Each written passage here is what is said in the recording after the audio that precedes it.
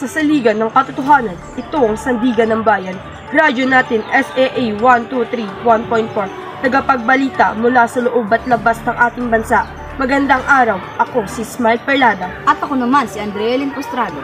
Sa ulo ng mga nagbabagang balita, ating matutunghayan ng mga isyong napapanahon.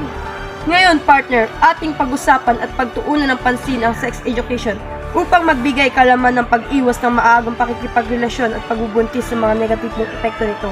Grabe na nga ang panahon ngayon, partner. Maraming mga kabataan ang naliligaw ng landas. Balik sa iyo, Smile Perlada. Sinabi mo pa partner, maraming mga kabataan ngayon ang nabubuntis sa murang edad pa lamang.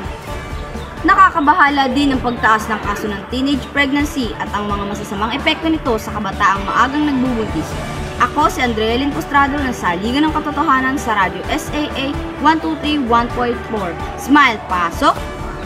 Paghubog ng kalaman at kamalayan ng mga kabataan patungkol sa sex education upang maiwasan ito. Back to you, partner. Upang malaman ang negatibong epekto nito sa kabataang walang nalalaman tungkol dito.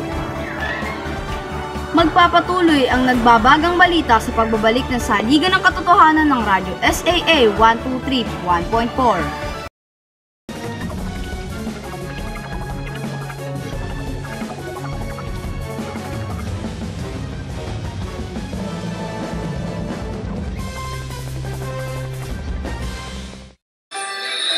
Ito na ang kabataan, handa nang magsilbi.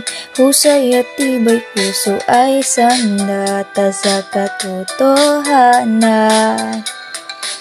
Sa katotohanan.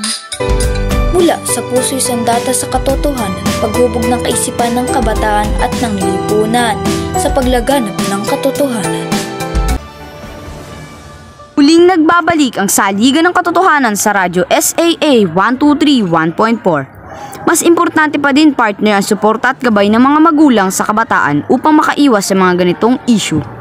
Paghubog sa mga kaisipan ng kabataan at ilagay sa mabuting daan at mapayapang kinabukasan. Nagbabalita, Smile Perlada, sa Saligan ng Katotohanan ng Radyo SAA 123.1.4. At ngayon, dito na nagtatapos ang Saligan ng Katotohanan ng Radyo SAA 123.1.4. Muli, ako si Andrea Postrado.